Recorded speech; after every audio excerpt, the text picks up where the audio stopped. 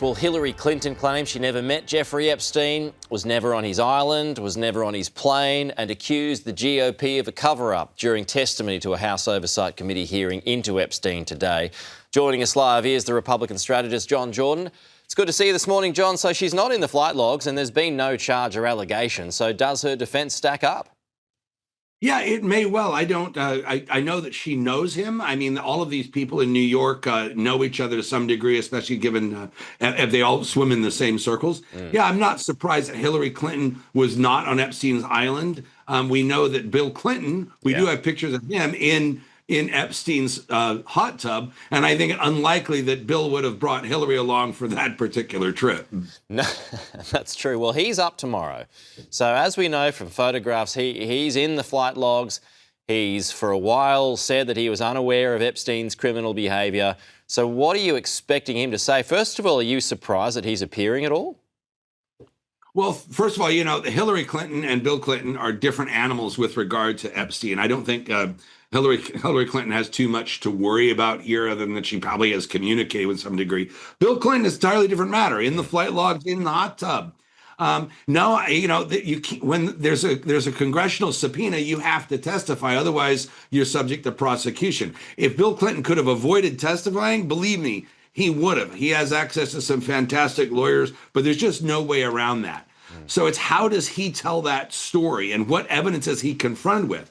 But more to the point, if he lies and perjures himself, that makes this an even bigger story. The Democrats keep pushing this Epstein thing as if it's going to hurt Trump for reasons that I just can't fathom, because the more that comes out, the worse the left looks. First, it's Bill Gates, who was a darling of the left, of the vaccines, the masks. He was one of the primary COVIDians, the politicians in Norway that gave Obama, you know, the Nobel Prize for doing nothing get caught up in it.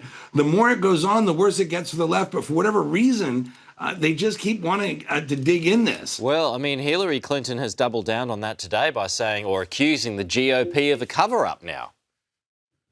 Well, she's got to say something, but geez, you know, there's records of Trump actually kicking Epstein out of his club in Florida, of Trump actually calling the police. Remember, Donald Trump doesn't drink. You know, he may move from lady to lady, but he marries them, is what he does. That's why he got 3 ex-wives.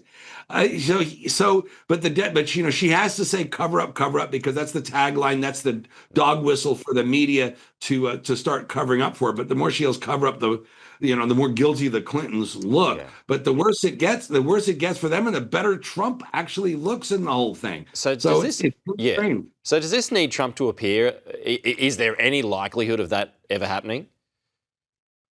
No, but I mean, actually, in a weird way, Trump maybe should welcome it or volunteer it.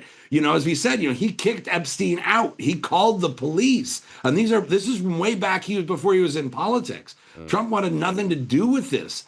Once he got wind of this. Believe it or not, Trump is actually a family guy. All of his kids love him. He dotes on him. That's true. That objectively, that's a fact. And he kicked Epstein out. So I don't know how many more leftists and Democrats have to be dragged into this before the Democrats will move on. No, we saw them all there at the State of the Union address a couple of days ago now. They were all there. They were all looking on proudly too.